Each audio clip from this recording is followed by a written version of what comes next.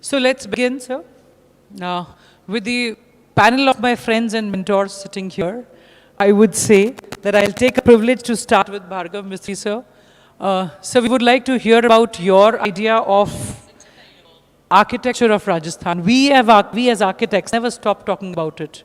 Our forts, our palaces, our I would say the very minimalistic kind of structures, to the colonial architecture that came into our state, to the modern one that is coming up. One of the examples where we are sitting today is Jawahar Kala Kendra, to the newest of the cases that are coming up nowadays, maybe the glass-clad buildings or maybe the modern ways of amalgamating art and craft into buildings. There have been a lot of features this architecture the state has had.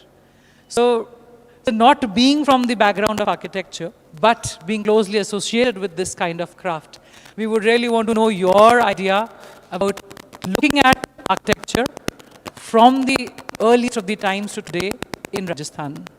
Thank you, sir. At the same time, not just the architecture of my state, but I would say there have been people of my state who have made the state proud. And we have amongst them Pandit Vishwa Mohan Bhatt, who has made my state proud, not just at the national level, but the international level. We are privileged to have him amongst us today. Sir, आपका presence इस stage पर, इस stage की गरिमा नहीं, शान भी बहुत बढ़ाता है. We are really privileged to have him here with us when we discuss about art, architecture, not just its tangible format, but the intangible format जो सर ने दिया है हम सबको, इस प्रदेश को, जो हम कानों से सुनते हैं और दिल तक उतारते हैं, जब हम सर को सुनते हैं. And we are blessed and privileged to have you with us, sir. Thank you, sir, for being with us. Please have a seat.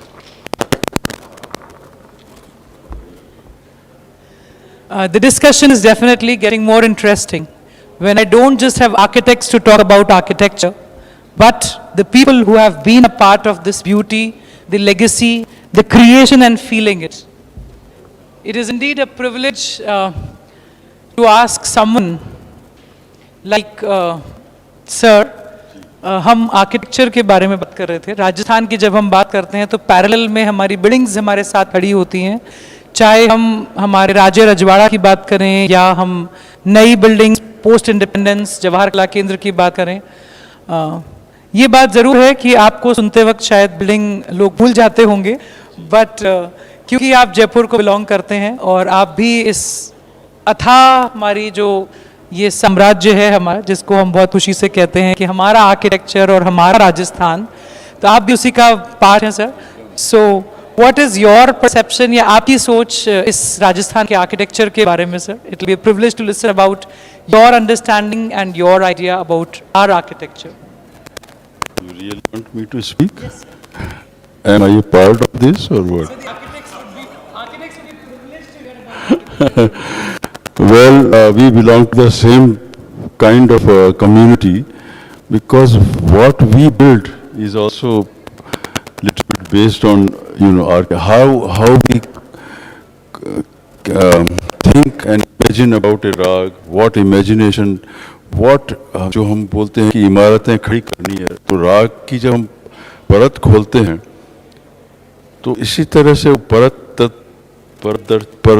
खुलती जाती है रागों की. तो ये भी हमारा भी एक बिल्कुल उसी तरह से आर्ट है कि पहले बेस बनाना पड़ता है, फाउंडेशन बनानी पड़ती है, गहरा बनाना पड़ता है, उसके बाद में फिर स्ट्रक्चर खड़ा होता है. दैट इज लाइक ए राग. राग is like A skeleton. Skeleton is there, but we have to put soul into it. हम उसके ऊपर मांस और खाल और फिर उसका then the beautification starts. Same way you also do a building. If you do a building, तो उसमें ये होता है कि ये ठीक है, ये वाला बेटर है.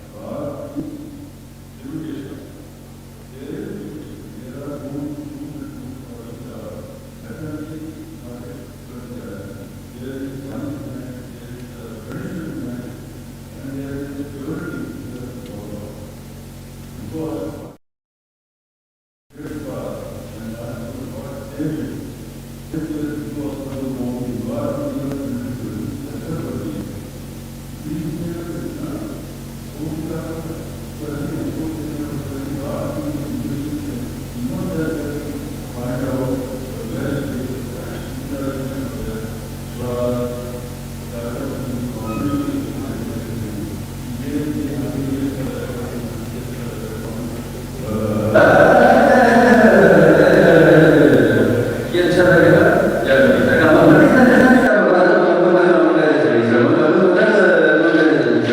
ये अच्छा लगेगा। इस तरह से इसको फिट करना है। तो हमारे पास लाइक ब्लॉक्स भी होते हैं हमारे पास।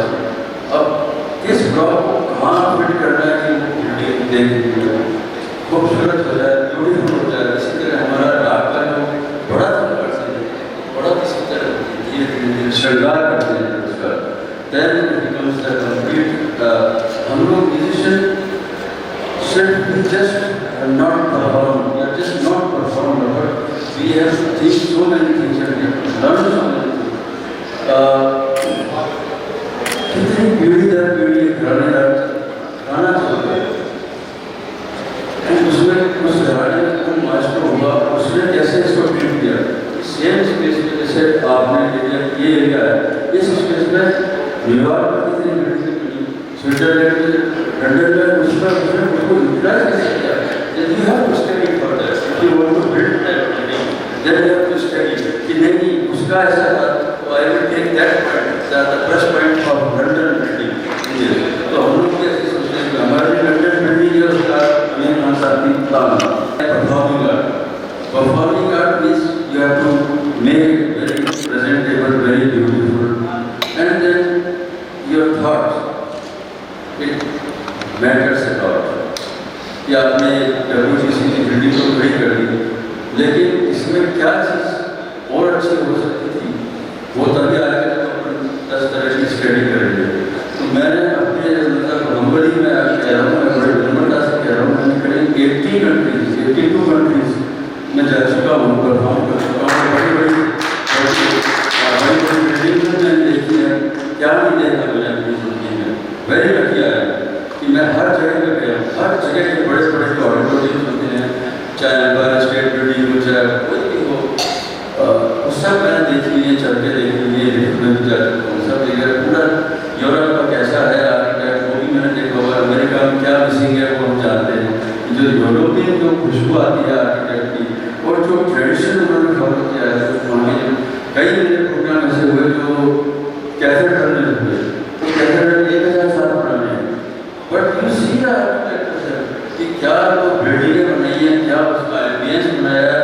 And in those cathedrals and church we don't use microphone. The natural sound echoes there. So the acoustic sound is tremendous there in this kind of building. और मुझे एक जो जिस पर मुझे ग्रामी अवार्ड मिला था, मीटिंग बाय द रिवर, जो एल्बम था 94 में, तो 92 में मैंने रिकॉर्डिंग की थी। That I also recorded in a church at midnight time, 12 बजे रात को हमने रिकॉर्डिंग शुरू की थी। And we did not use this kind of music system or something for recording, just natural acoustic sound we do. And that thing clicked in America, that this is a new kind of sound coming out from this album. Otherwise, सबका तो electronic चाओ ये वो आवाज़ें सब jazz, तो they also used to that kind of shows, drama and excitement and drugs and beers and all these things. So we have to make them understand music is not connected with all these things. Music is divine. Music is worship. What we do is हम लोग goddess Saraswati के अवतार करते हैं, इसलिए हम जूते में नहीं लाते स्टेज पे। अभी तो जल्दीबाजी में आ गए, लेकिन जब स्टेज पे एक बार हम अपना एस्टैब्लिश कर देते हैं, तो हम लोग इस तरह टेम्पल कन्वर्ट करते हैं टेम्पल कि अब मंदिर में जाना है तो आप जूते उतार के ही जाएंगे और आपका सर में थोड़ा ऐसे ही रहेगा। ये चीज़ होती है, तो we have to show our world, whole world we have to show कि India is great, India's art is great, India's तो मुझे फर्क होता है जब मैं 80 कंट्री घूम के आके अपने कंट्री में वापस आता हूँ, जब छटपटाता हूँ मेरे कंट्री में मुझे वापस जल्दी करो, खत्म हो गया काम, चलो। तो दिस काइंड ऑफ हमको अप्रोच देना पड़ेगा कि हम लोग सिर्फ वो वेस्टर्न उसकी नकल ना करें, बल्कि उनसे अच्छी चीज़ें लें और हमें उसके साथ आत्मसात करें उसको। और अगर अच्छी चीज़ मिल रही है तो उसमें कोई बुराई नहीं है, इसको हम नकल नहीं कहेंगे। बट नकल में भी अगर अकल लग गई है तो मैं समझता हूँ दैट सक्सेस। बहुत ही सहजता और सरलता के साथ सर ने फाउंडेशन से लेकर बिल्डिंग की ब्यूटिफिकेशन तक को अपने संगीत से जोड़ दिया। धन्यवाद sir. It is definitely a newer addition to all the arts that we belong to, may it be product, may it be craft, may it be architecture, may it be music। सभी को sir ने जोड़कर बताया कि किस तरह का dedication और किस तरह का कमिटमेंट ये मांगता है और किस तरह से इसमें सिर्फ दिल के तार नहीं, दिमाग के तार चले जाते हैं, मेहनत लगती है, तब जाकर हम एक खूबसूरत और एक यूजेबल प्रोडक्ट हमारे ऑडियंस या यूजर तक पहुंचा पाते हैं। एक छोटा सा सवाल सर, क्योंकि आज आप यहाँ हैं, सर यहाँ हैं, सभी लोग बैठे हैं, मैं पूछना चाहूँगी एक वो बिल्डिंग जो सच में आपके दिल के तार छेड़ती हो, जो मेरे राजस्थान को रिप्रेजेंट करती हो और आपके दिल के बहुत करीब हो, ऐसा कोई एग्जाम्पल मैं सभी से पूछना चाहूँगी। Ladies first.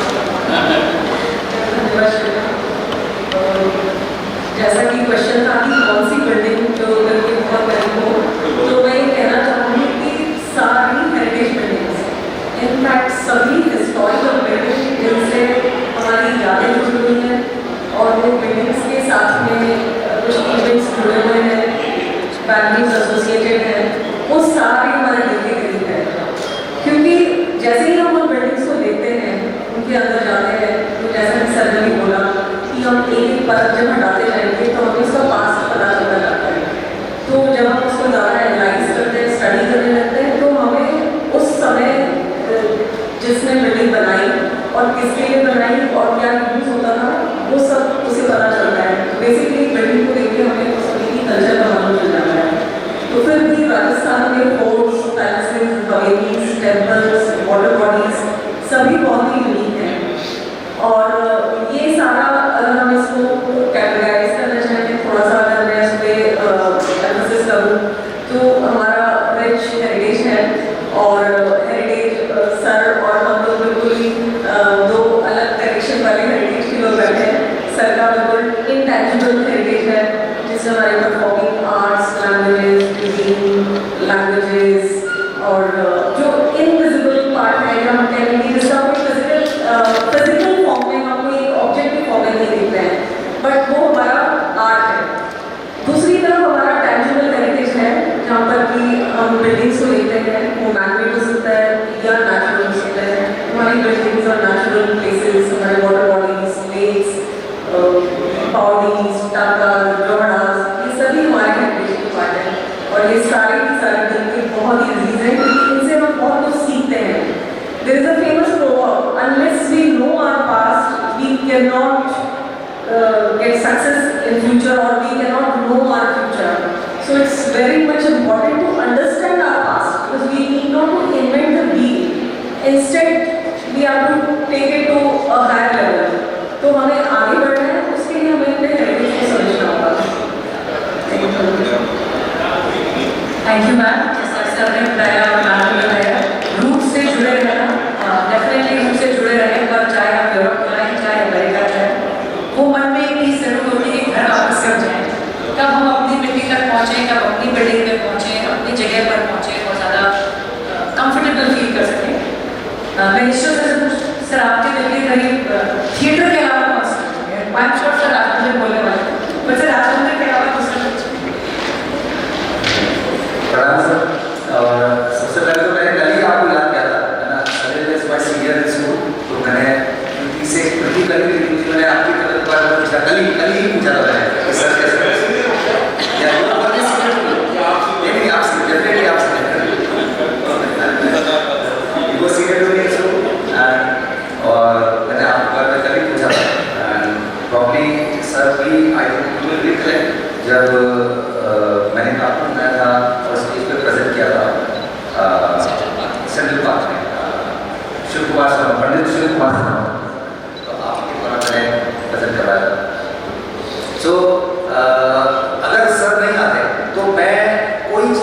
चीज़ें जो मैं बोलना चाह रहा था, जो बिल्डिंग्स में आ रही थी, और मैं उसमें राग और रिदम का ही बात करने वाला था। प्रॉब्ली सर के आते ही I think it was inherent in my mind, and sir के आते ही वो बात वो जुड़ गई। मैं I was talking about Hawa Mahal, and I was about to talk about Hawa Mahal, and there is a temple opposite to Hawa Mahal, that is मंदिर श्री रामचंद्र। तो मैं एक ये बात करने वाला था कि अपनी जो पास्ट हिस्ट्री है that is evolve over the centuries. जैसे सर बता रहे हैं कि कई सारे पुराने होते थे और धीरे धीरे उनमें इम्प्रूवमेंट होता गया, धीरे धीरे वो इतनी प्रैक्टिस करते थे, इतने रियाज करते थे।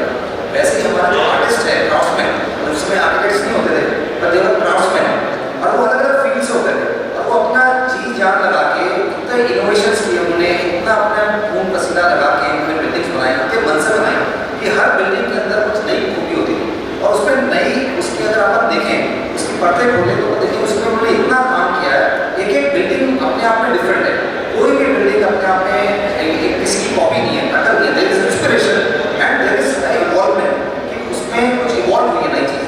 सिमिलरली जैसे अगर आप हवा महल देखें तो हवा महल से पहले भी कई सारे बिल्डिंग्स बनी, पर जब हवा महल बना तो उसमें अगर आप देखें तो जो झरोखे बने हुए हैं, जो उसका पैटर्न्स हैं, उसमें एक पर्टिकुलर तरह के रिदम है ना, वो जो रिदमिक पैटर्न के अंदर वो झरोखे बने हुए हैं, उसके अंदर अगर आप ध्यान से गौर से देखें, मैं इसलिए बोल रहा हूँ ये बात क्योंकि मैं एज ए स्टूडेंट मैंने उस पर हवा महल पे कुछ रिसर्च की as part of my dissertation college के अंदर। सो उससे पहले मैंने हवा महल को उस तरह से नहीं देखा था, उस तरह से मैंने हिस्टोरिक बिल्डिंग्स को नहीं देखा था, but since I was forced to study, तो मैं जब गया उसको देखने तब मुझे हेरिटेज बिल्डिंग्स में थोड़ा सा इंटरेस्ट आया, और जब मैंने उसको धीरे धीरे उसकी ड्राइंग बनाई, फोटोग्राफ देखते हैं हमेशा हमारा भूल जाते हैं, पर जब मैंने उसकी ड्राइंग बनाई फोटोग्राफ्स को खींच के, मैंने ऊपर चढ़ के तो मैं मेजरमेंट्स नहीं किए थे, फोटोग्राफ खींची, मैंने उसको एनलार्ज किया, उस समय मशीन्स भी नहीं होती थी फोटोस्टेट की, टुकड़ों टुकड़ों में एनलार्ज करके उसको जोड़ के जब मैंने उसकी ड्राइंग बनाई तब मुझे लगा कि उसमें इतना रिदमिक पैटर्न है कि झरोखों की साइज, प्रोपोर्शंस कैसे जा रहे हैं, कैसे उन्होंने स्केल्स को अपने कंट्रोल किया, और एक रिदमिक पैटर्न के अंदर उसने वो बनाया। और जहाँ से खड़ा होकर मैं जब वो बिल्डिंग बना रहा था तो मैंने पीछे देखा वो मंदिर श्री रामचंद्र जी है, बहुत ही खूबसूरत मंदिर है, काफ़ी लोग नहीं जानते होंगे, बट प्रॉब्ली आप सब लोग वहाँ पे जाके देखिएगा, कई बार परफॉर्मेंसेस भी हुए वहाँ पे। उस बिल्डिंग का फसाड है, जब आप देखेंगे इतना लंबा फसाड है, इतनी लंबी बिल्डिंग है, इतना इंटरेस्टिंग उसका एलिवेशन है कि उसके अंदर भी एक रिदमिक पैटर्न है, उसमें इतने सारे झरोखे हैं, कई तरह के झरोखे हैं, कई तरह की जालियाँ हैं, कई तरह की उसकी तंबुएं हैं, और पूरा एक रिदमिक पैटर्न है, मतलब आपको लगता है कि जैसे एक म्यूजिक फ्लो हो रहा है। तो ये मैं बात बताना चाह रहा था, अगर मैं बताता सर नहीं आते तो, बट कुछ सर के आते ही मतलब वो बात जो है सिंग होगी, so probably all of you, मतलब whosoever gets time, just go and see Hava Mahal and temple opposite to it, that is मंदिर श्री रामचंद्र जी। उसके आप बाहर देखिए, उसके आप अंदर देखिए, आप देखिए कैसे कुछ क्राफ्ट्समैन ने छोटी छोटी चीजें ऐसे तराशी हुई है, उसके प्रोपोर्शंस इतने खूबसूरत हैं, उसके अंदर जितने भी पैटर्न्स हैं, ज्योमेट्रिकल पैटर्न्स हैं, वो इवॉल्व हुए ओवर द सेंचुरीज। उन्होंने धीरे धीरे तराशते हुए इतना परफेक्शन लेके आए वहाँ पे अपने क्राफ्ट्समैन, जिससे कि अपने को सीखने को इतना कुछ मिलता है, and you get so many good vibes seeing this building. Just go and see them. Thank you.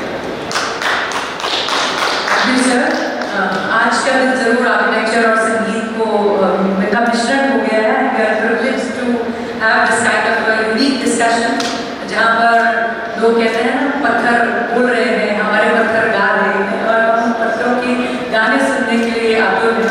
So thank you all of you. अब मैं भार्गव मिस्त्री सर से पूछना चाहूँगी कि सर ऐसी कौन सी बिल्डिंग है जो आपके उंगलियों को और डेस्परेट करती है, या आपको कहती है कि मुझसे देखिए, मुझसे सीखिए, या अपने स्टूडेंट्स को बताइए?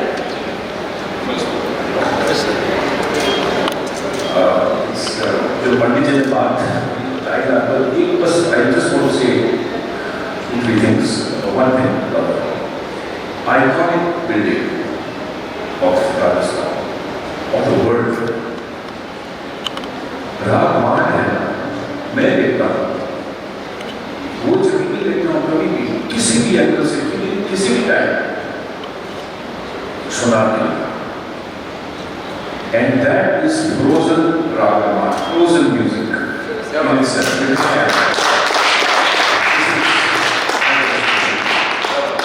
Probably there was no conscious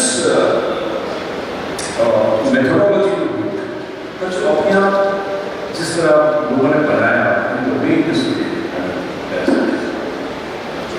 Yeah.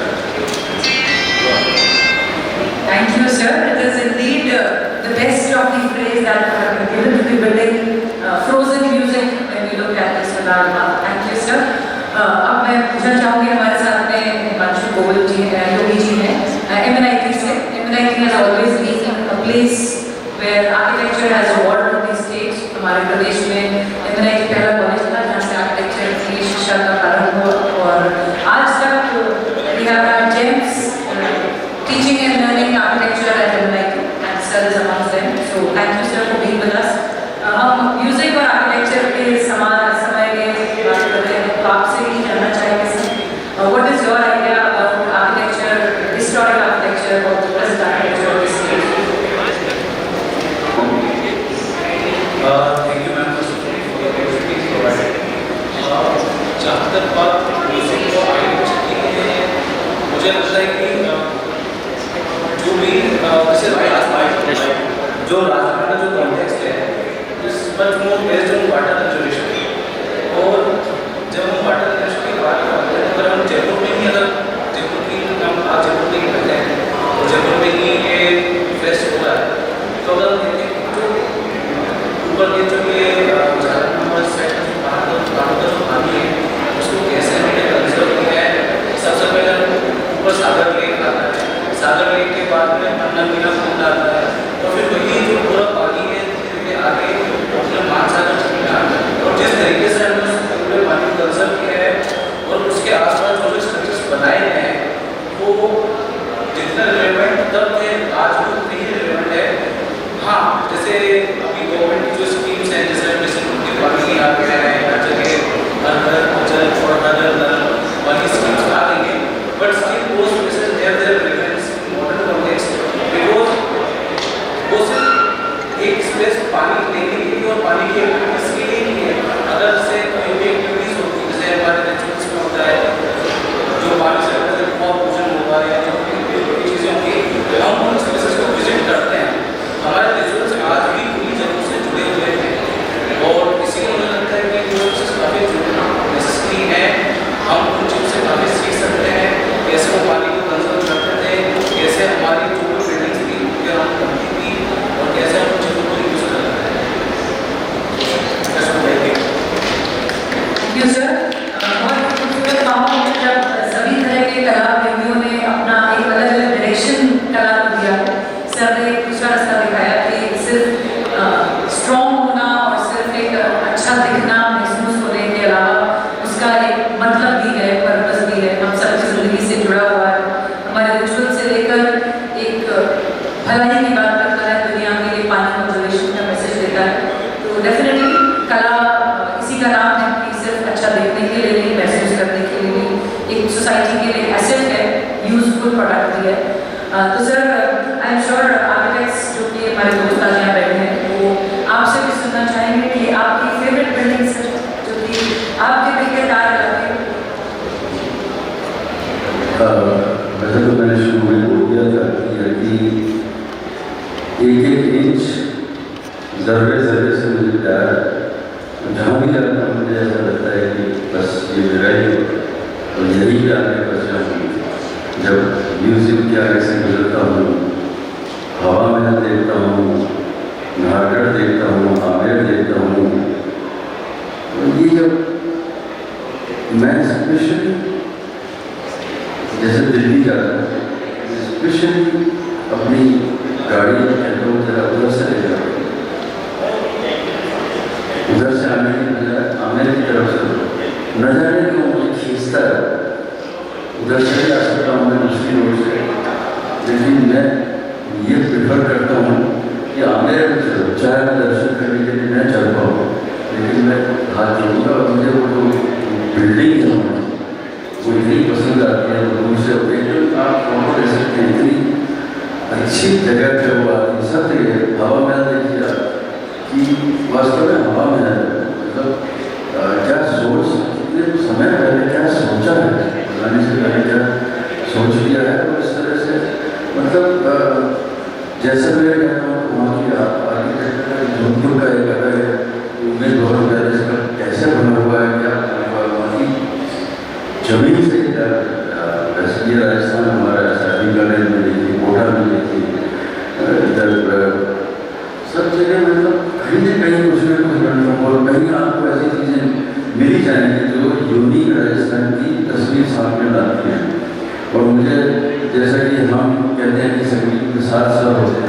तो मुझे तो हर बिल्डिंग संगीत के साथ साथ प्रिय है। कोई स्वर ऐसा नहीं है जो मुझे वर्जित लगता हो। सब सही सर ने कहा कोई स्वर वर्जित नहीं लगता है। बिल्कुल सर, हर बिल्डिंग अपनी जमीन से जुड़ी हुई लगती है, इसी की एक पार्ट लगती है। चाहे वो जैसलमेर में खड़ी पीली पत्थर की बिल्डिंग हो या जयपुर में खड़ी गुलाबी पुष्प की बिल्डिंग हो, दोनों ही बिल्डिंग्स कहती हैं मैं यहीं के लिए बनी थी, यहीं रहूंगी और यहीं आपको खुश दिखती रहूंगी। ऐसा ही कुछ हमारे आर्किटेक्चर के बारे में लोग कहते हैं। जैसा जब सर स्टेज पर आते हैं तो लोग कहते हैं कि तार छिड़ेंगे और हम सब मंत्रमुग्ध हो जाएंगे। तो सर हमारी बिल्डिंग से कोशिश होती है मंत्रमुग्ध करने की, पर जब प्रोग्राम में आप हो तो वो मंत्रमुग्ध होने का रास्ता डबल हो जाता है। आप सही कह रहे हैं। एल्बर्ट हॉल के सामने अगर आपको सुना जाए तो उसे कहते हैं परम सीमा चरम सीमा हमारे खुश होने की। तो सर इस तरह से आर्किटेक्चर और आर्ट म्यूजिक जिनको हम चाहते हैं कि मिलजुल कर साथ में चल रहे हैं, आगे बढ़ रहे हैं। वैसे ही एक सवाल मैं फिर से पूछना चाहूँगी हमारे पैनलिस्ट से कि बहुत सारी चीज़ें, पत्थर की लड़ाई ले लीजिए, चाहे जैसे सर ने बोला कि पानी को रोकने के टाँके ले लीजिए, चाहे आप कहिए जैसे सर ने बताया कि हमारी कॉन्टेम्प्रेरी वर्नाक्युलर क्राफ्ट जो है वो कॉन्टेम्प्रेरी फॉर्मेट में यूज़ करना है, चाहे वो लकड़ी की काश्तकारी हो, चाहे बैटरी का यूज़ हो, चाहे मीनाकारी हो, जिसको हमने आगे तक ले गए हैं हम लोग। आज वर्ल्ड के बिगेस्ट एक्सपोर्टर हैं। अगर हैंडीक्राफ्ट की बात करें या बिल्डिंग क्राफ्ट्स की बात करें, बहुत यूनिक काम है हमारे कारीगरों के हाथ में, हुनर है। और बहुत अच्छी बात है कि हमारे यहाँ के आर्टिस्ट, चाहे वो म्यूजिक हो, चाहे डिज़ाइन हो, चाहे आर्किटेक्चर हो, सबने उसे सही जाए और हमने अपनी सोसाइटी में उनके लिए जगह बनाई है। चाहे मनियारों का रास्ता हो या ठहरों वालों की गली हो, हमने वो जगह हमारे मन में रखी है और हम आज भी उन्हें आगे ले जा रहे हैं। रोज़ ही उनकी बात करते हैं और जैसा सर ने बताया हमारे छोटे छोटे रिचुअल में या छोटे छोटे रीति रिवाजों में हम कोशिश करते हैं कि उन्हें जोड़े रखने के साथ में लेकर आगे चलते रहें। तो ऐसे वाले कुछ एग्जाम्पल्स को हम बात करना चाहेंगे कि ऐसे कौन से एग्जाम्पल्स हैं जो आपके दिल के करीब हैं, आपकी पुरानी यादों से जुड़े हैं और आप चाहते हैं कि आने वाली पीढ़ियाँ, आपके बच्चे, उनके भी बच्चे, चाहे जयपुर में बैठे हों, चाहे अमेरिका की गलियों में, पर ये एक रिचुअल या ये एक पर्टिकुलर क्राफ्ट या ये कोना हमारे राजस्थान से जरूर अपने साथ रखें। ऐसा कौन सा क्राफ्ट होगा जो आप आपकी तरफ से बताना चाहेंगे आने वाली पीढ़ियों के साथ रखें?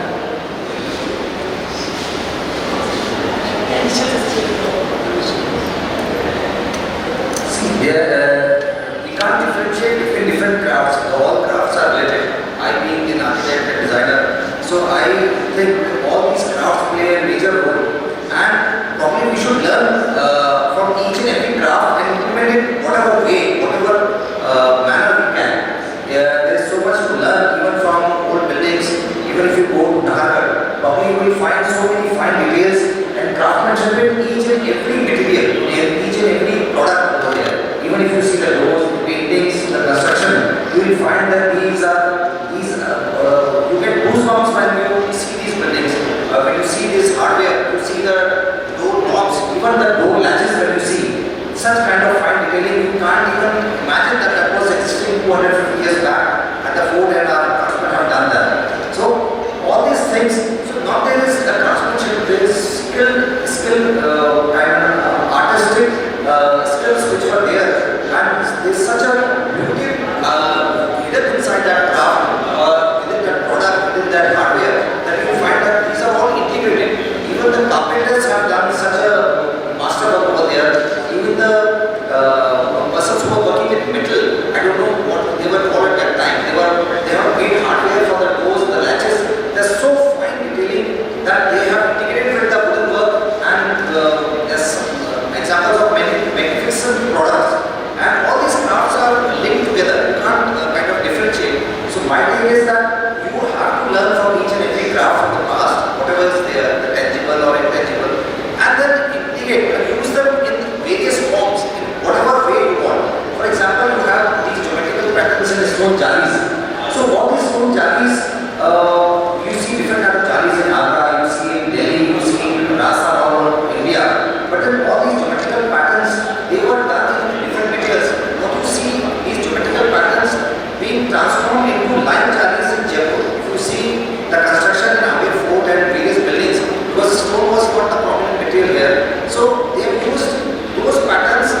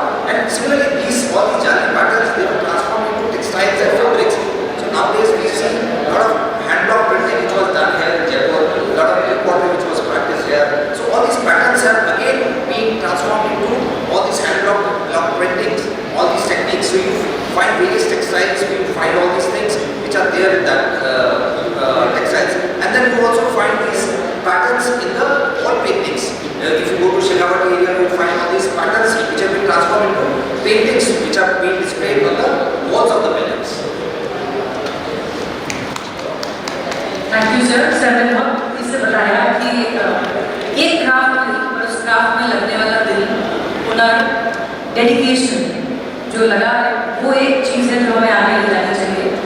डिटेल्स जैसे सर ने बताया, हार्डवेयर सिर्फ दरवाज़ा ही नहीं, उसकी नॉब भी उतनी इम्पोर्टेंट है, सिर्फ नॉब ही नहीं उसकी कड़ी भी उतनी इम्पोर्टेंट है, और जिस खूबसूरती से बनाने वाले ने उसके ऊपर काम किया है या उस पर ध्यान दिया है, वो सोच और वो समझ एक ऐसी चीज़ है जो कि हमारे ट्रेडिशन से हमारे पास में आती है और आगे ले जानी चाहिए। Thank you sir for your input. I ask Bhargav sir. Well, I think one specific craft comes to my mind when it comes to Rajasthan, and that is a novel, and that is storytelling through cards. Card बनाते हैं ना वो खिड़की खोल के उसे पूरी कहानी आती है, वो it's a time card, but it is one thing which I hope will go to mind.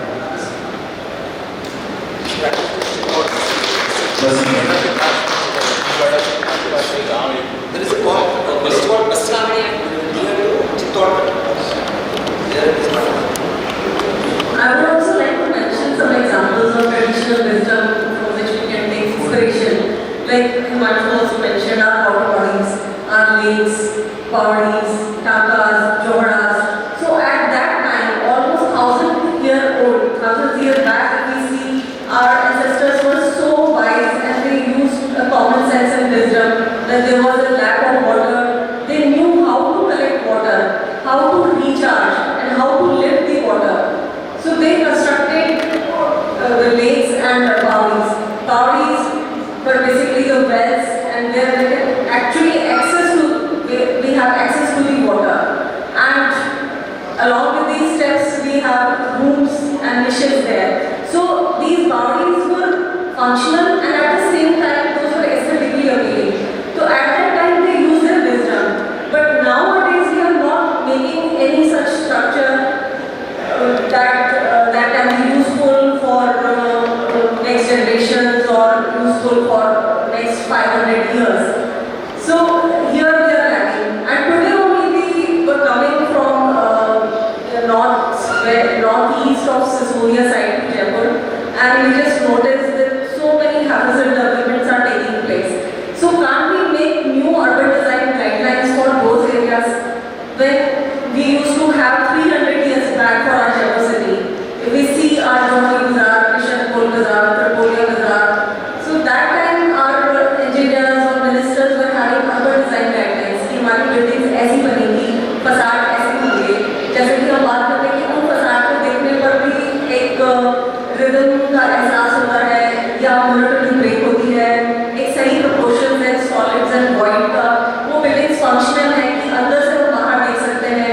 पतंग आकाश पाताल जाली जिसको बोलते हैं, आकाश पाताल जाली के थ्रू हम अंदर से बाहर देख सकते हैं, लेकिन बाहर से अंदर नहीं देख सकते। तो इन सारे हेरिटेज में या राजस्थान के ओल्ड आर्किटेक्चर के अंदर विजडम थी, कॉमन सेंस था, एस्थेटिक था, फंक्शनल एस्पेक्ट था, जो आज शायद कुछ हद तक कई लड़कियों की बहुत मिसिंग है, और हमें उस पास्ट को समझ के उससे शायद इंस्पिरेशन लेना चाहिए और आगे के लिए कुछ ऐसा छोड़ना चाहिए कि नेक्स्ट जनरेशन याद करें कि हम लोगों ने भी कुछ यूजफुल क्रिएट किया ऐसे भी करना। दर्शन करना और अपने आने वाली पीढ़ियों को कुछ देखा जाए, कला का एक बहुत बड़ा पार्ट है कि हम तो एंजॉय कर रहे हैं, आप भी आने वाले समय में करते रहें और सालों तक यहाँ करते रहें। इसके लिए कला जरूर हमें कला प्रेमियों को साथ देना चाहिए और आगे ले जाना चाहिए। सबसे क्वेश्चन सर आपके हिसाब से ऐसा क्या आप बताना चाहिए? से रिसर्च में बताया है कि राजस्थान में बहुत सारे आर्ट एंड क्राफ्ट जिस पे मैंने रिसर्च किया है वो है राजस्थान का लाख का वर्क। और लाख में ये कि इंडिया ही सबसे ज़्यादा मेजर प्रोड्यूसर है लाख का, और इंडिया में पटना, हैदराबाद और जयपुर यहाँ की लाख की चूड़ियाँ और लाख की ज्वेलरी काफ़ी इंटरेस्ट होता है। बट लाख का इससे ज़्यादा कोई यूज हो नहीं पाया, और इसके ज़्यादा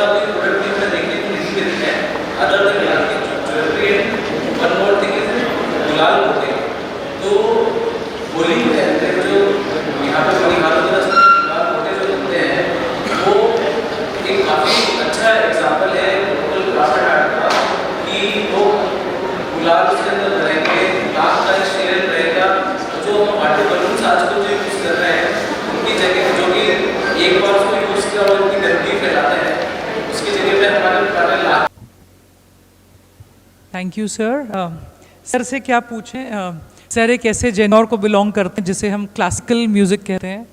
और सर सच बताऊं तो क्लासिकल का डेफिनेशन जब लोग पूछते हैं तो मेरे लिए तो यही है कि जो हमेशा सही होगा, चाहे किसी भी सन में शुरू हुआ हो और किसी भी सन में हम सुन रहे हों, उसका एक रूल और थियोरी ऐसी है कि वो सभी को अच्छी लगेगी, हमेशा के लिए सही ही रहेगा, हमेशा के लिए परफेक्ट ही रहेगा। उसकी थियोरी ऐसा कहती है, इसलिए हम उसे क्लासिकल कहते हैं। That it will not change with time, it will not change with fashion, it will not change with style, it will stay for ever and that is why it is classical.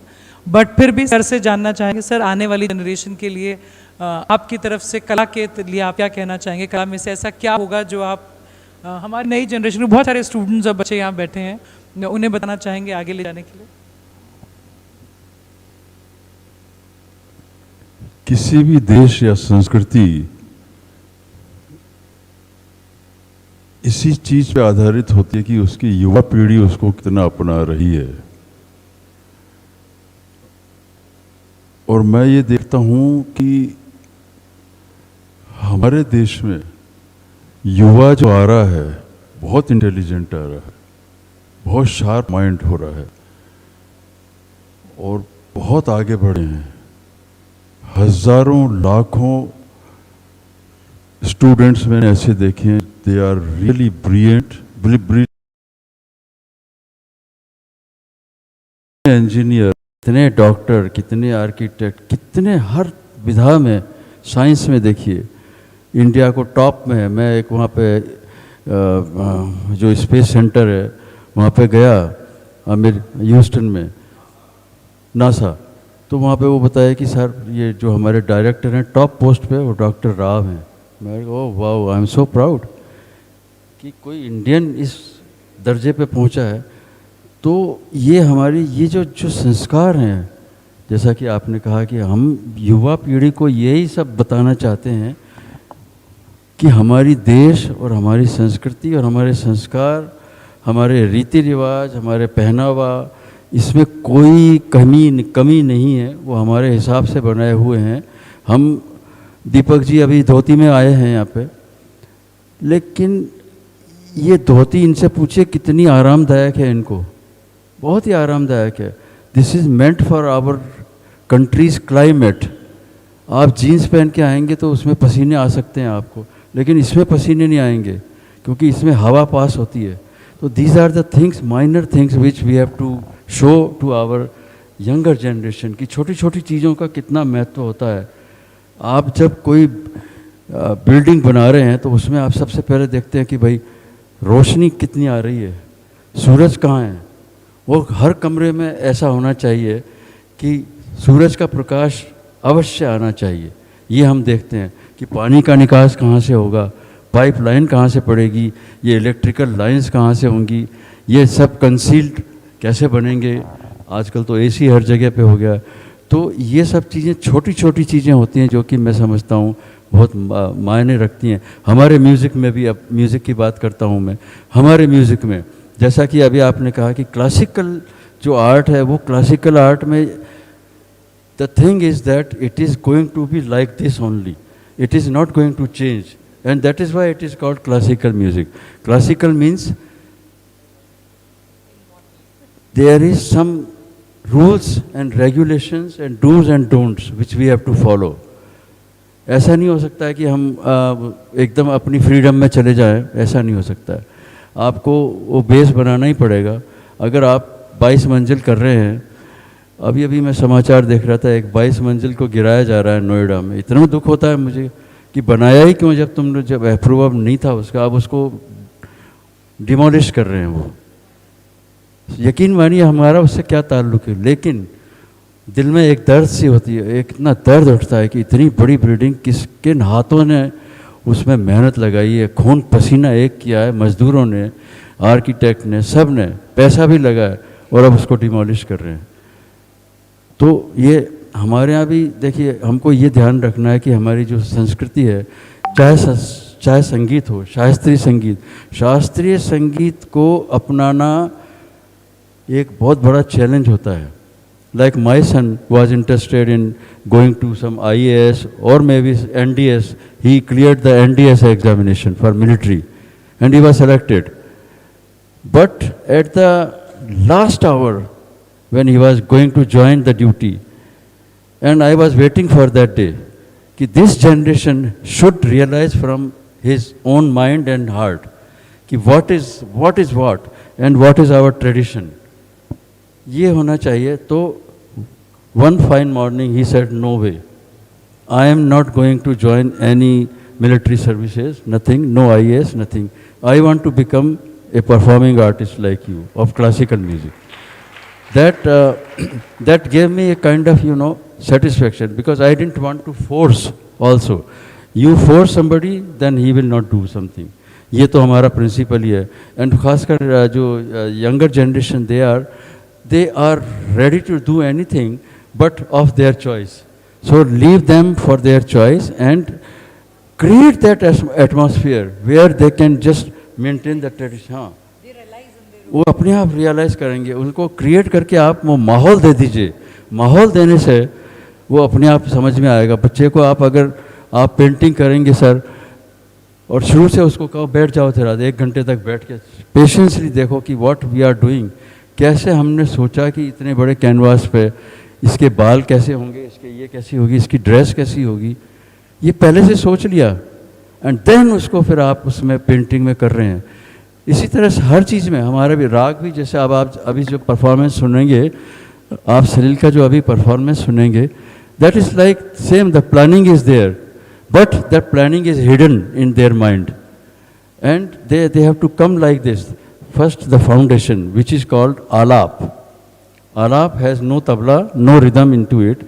It is just introduction kind of thing, that you came to know that this is the ground, this is the thing, this is the soil kind of thing, this is the disha, vastu, फलाना टीका, सब चीज़ें आपको समझ में आ जाती हैं धीरे धीरे. ऐसे ही हमारे राग की जो आलाप होती है, आलाप में हम लोग यही करते हैं, हाउ टू बिल्ड अप. उसके बाद में फिर एक मूवमेंट आता है कि अब थोड़ा it is taking some place, some shape, वो तो जोड़ आता है. फिर उसके बाद में then the celebration starts with the tabla. Now the building is coming up. Same way the raga is like a building. So we have to build that rag, and then the decoration, then the beautification of that rag starts. So that depends on the knowledge and experience of the musician who is performing. तो वो संस्कार तभी आते हैं जब आप उसमें deeply उसमें इन्वॉल्व होते हैं. और अपनी यंगर जनरेशन, अभी मैं बता रहा था आपको कि हमारी जो जनरेशन में जो एक कमी महसूस करता हूँ, वो महसूस ये करता हूँ कि उसमें they don't know the family tree of them.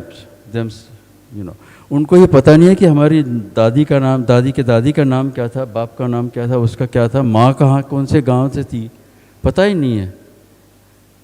ये बहुत ज़रूरी है उन लोगों को बताना. जो भी घर का बुजुर्ग सदस्य है वो अपने बच्चों को ज़रूर बताए कि हम कहाँ से आए हैं, क्यों आए हैं, क्या करते हैं, what is aim of your life. मैंने सलील को थोड़ा सा समझाया तो ये अपनी जेब में ही लेके चलते हैं. 14 जनरेशन इनको पता है मेरी, और उनके नाम भी इनको याद है. हमारी 14 जनरेशन है. वो फैमिली ट्री लेके ही चलते हैं ये साथ में. तो ये क्या होता है, इससे ये पता चलता है कि हमारे रूट्स क्या हैं, और उन रूट्स को हमको मेंटेन करना युवा पीढ़ी का ही काम है. I am sorry. Thank you, sir. It was really great to hear from all the senior people and people who have already done that, been there, done that वाली बात है कि सब ने उसको महसूस किया है, दुनिया तक पहुंचाया है, और आज हम सबको भी बता पाए हैं कि कैसे हमारी जड़ों से हम आगे तक पहुंचेंगे. I am really thankful to Pink Fest कि ये मौका हम सबको मिला कि हम ऑडियंस और डायस पे बैठे हुए लोग कुछ कला और आर्ट, आर्किटेक्चर, परफॉर्मिंग आर्ट सबको लेकर कुछ डिस्कस कर पाए और रास्ता दिखा पाए. I would thank all the panellists, all the experts who were sitting here. I hope you all had a good time, the audience too. And now I will hand over the mic to ma'am to take it forward.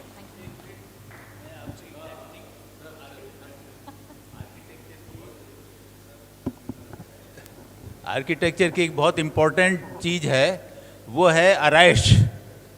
आराइश का work, fresco, Jaipur fresco. Building जो है ये AC पंखे इनकी किसी की ज़रूरत नहीं थी। आराइश का काम अगर बिल्डिंग में किया हुआ है, हवेली में किया हुआ है, पानी को प्योरीफाई करना है, जितने भी पुराने टैंक्स हैं उनके अंदर आराइश का काम था। तो ये जो आराइश का काम है इसको आर्किटेक्चर के साथ फिर से जोड़िए, रिवाइव करिए। मैं इसके लिए, हमारे फादर 1953 से इसके लिए एफर्ट्स कर रहे थे और मैं भी अभी कर रहा हूँ। जयपुर, दिल्ली में, IGNC में, इसमें गैलरी ऑफ मॉडर्न आर्ट में, सब जगह ये वर्कशॉप्स कर रहे हैं। इंदौर में किया, बड़ौदा में किया, कनाडा में विक्टोरिया आइलैंड में किया। तो वो सब हम इसलिए कर रहे हैं कि इसको रिवाइव करें। तो आर्किटेक्ट्स की ड्यूटी है कि इतनी अच्छी टेक्निक है, उस टेक्निक को आप जिंदा रखिए और उसके लिए सब एफर्ट्स करिए। एटलीस्ट एक छोटा कमरा तो आप उसमें रख सकते हैं आर्किटेक्चर की एक बिल्डिंग के अंदर। तो ये सब को ये इसके प्रति कॉन्शियस होना है कि हमको ये टेक्निक प्रिजर्व करनी है। Thank you.